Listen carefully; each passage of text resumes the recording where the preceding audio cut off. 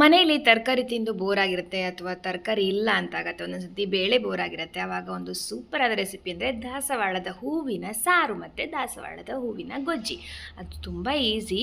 ಅದಕ್ಕೆ ದಾಸವಾಳದ ಕೇಸರವನ್ನು ಮತ್ತು ಪುಷ್ಪ ಪಾತ್ರೆಯನ್ನು ತೆಗೆದು ಸಣ್ಣಕ್ಕೆ ಕಟ್ ಮಾಡಿ ಅದನ್ನು ಮಜ್ಜಿಗೆಯಲ್ಲಿ ಹಾಕಿ ಸ್ವಲ್ಪ ಉಪ್ಪು ಹಾಕ್ಕೊಂಡು ಒಂದು ಹಸಿಮೆಣಸು ಬೇಕಿದ್ರೆ ಹಾಕಿ ಕಟ್ ಮಾಡಿ ಚೆಂದ ಮಿಕ್ಸ್ ಮಾಡಿ ಇದನ್ನು ಮಿಕ್ಸ್ ಮಾಡಿ ಅರ್ಧ ಗಂಟೆ ಕಳೆದು ಒಂದು ಒಗ್ಗರಣೆ ಕೊಟ್ಟು ತಿಂದರೆ ಸೂಪರಾಗಿರುತ್ತೆ, ಬ್ಲೆಂಡಾಗಿ ಬರ್ತದೆ. ಹಾಗೆ ಇನ್ನೊಂದು ರೆಸಿಪಿ ಹೇಳ್ತೀನಿ ಸಾರು ಮಾಡೋದು ಹೇಗೆ ಅಂತ. ಸಾರು ಇನ್ನೂ ಕೂಡ ಸೂಪರಾಗಿರುತ್ತೆ.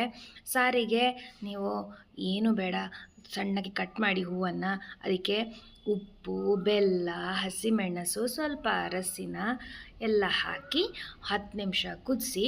ಹಾಗೆ ನೋಡ್ಕೊಳ್ಳಿ, ಹುಳಿ ಸ್ವಲ್ಪ ಜಾಸ್ತಿ ಬೇಕು, ಯಾಕಂದರೆ ಇದು ಸ್ವಲ್ಪ ಗುಂಪಿರ್ತದೆ ಹೂಗು. ಸೊ ಹುಳಿ ಸ್ವಲ್ಪ ಜಾಸ್ತಿ ಹಾಕಿ ಅದನ್ನೊಂದು 10 ನಿಮಿಷ ಕುದಿಸಿದ್ರೆ ಸಾರು ರೆಡಿ. ಅದಕ್ಕೊಂದು ಬೆಳ್ಳುಳ್ಳಿ ಒಗ್ಗರಣೆ ಕೊಡಿ, ಸೂಪರಾಗಿರುತ್ತದೆ. ಮೋರೋವರ್ ಬಾಡಿ ಯಾರಿಗೆ ಜಾಸ್ತಿ ಹೀಟ್ ಆಗ್ತದೆ ಅಥವಾ ಕಣ್ಣಿನಲ್ಲಿ ಕುರು ಆಗ್ತದೆ, ಕೂದಲ ಸಮಸ್ಯೆ ಇದೆ ಅಂಥವ್ರು ಈ ದಾಸವಾಳವನ್ನು ತಿನ್ನಬೇಕು. ನಿಮ್ಮ ಎಲ್ಲ ಪ್ರಾಬ್ಲಮ್ ಮಾಯ ಆಗುತ್ತೆ.